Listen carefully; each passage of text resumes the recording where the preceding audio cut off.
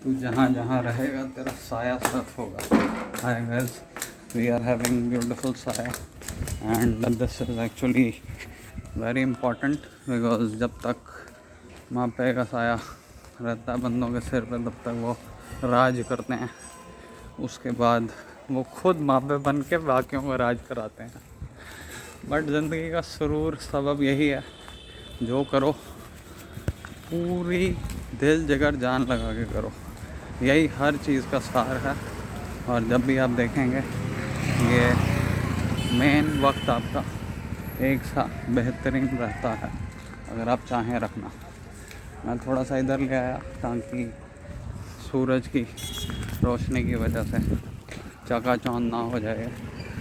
और बाकी हर एक का कुछ ना कुछ योगदान आपकी ज़िंदगी में रहता है। You are actually not yourself in original, but you are bits and pieces of what you have been through, seen through and gone through.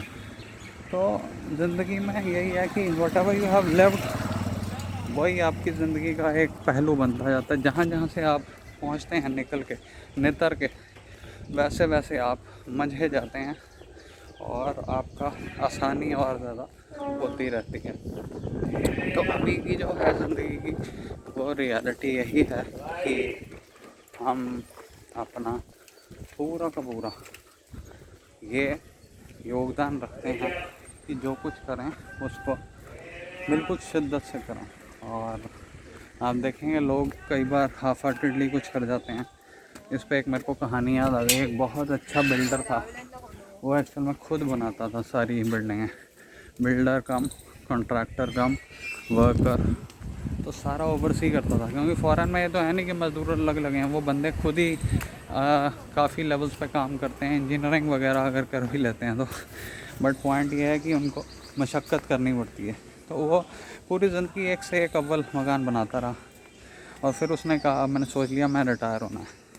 और जिस दिन उसने रिटायर होना था उस दिन जाके उसने मालिक को कहा जी अब मैंने और नहीं करना है काम, मैंने काफ़ी कर लिया ज़िंदगी भर, अब मैं इस पे फ़ारिग होना चाहता हूँ। तो उसने कहा कोई बात नहीं, तेरी बात सर आँखों पे, बस ये एक ना मकान आखिरी बना जा और उसके बाद तू चला जा।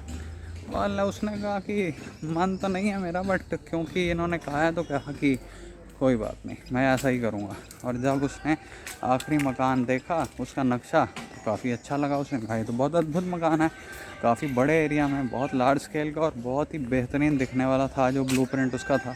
तो उसने कहा ठीक है मैं बना दूँगा। उसने बनाना शुरू किया। बस एक दिक्कत रही, क्योंकि उसका मन पूरा उतर चुका था, वो कह रहा था मैंने और नहीं करना, तो वो उस काम को अपना पूरा रूह डाल के दिल जिगर डाल के नहीं कर पाया। तो कोई बात नहीं, उसने फिर भी 6 महीने का प्रोजेक्ट था, उसने 4 महीने में जल्दी करके रफ़ा दफ़ा ख़त्म कर लिया कि जी चलो हमने तो बना लिया और दे दिया मालिक को, निपटा दिया। और निपटे के कहा कि हाँ भी हो गया। अब वो मकान का एरिया ब्लूप्रिंट सब बहुत अच्छा था, बट वो उतना शिद्दत से नहीं बनाया गया था, इसलिए थोड़ी सी फिनिशिंग में और पूरी रूह में उसकी कमी थी। बट फिर भी मकान तो बन गया था। तो जब ऐसा हुआ तो फिर उसने मालिक को जाके कहा ये लीजिए जी चाबियाँ और ये मैंने मकान बना दिया आपके लिए। उसने कहा वाह बेटे वाह, बहुत अच्छा किया, शुक्रिया, वापस दो। तो जब उसने चाबियाँ दी तो उसने कहा तूने आज तक मेरे साथ 20 बरस जो काम किया है वो उस चीज़ का नजराना या मकान के रूप में मैं तुझे ही भेंट करता हूँ।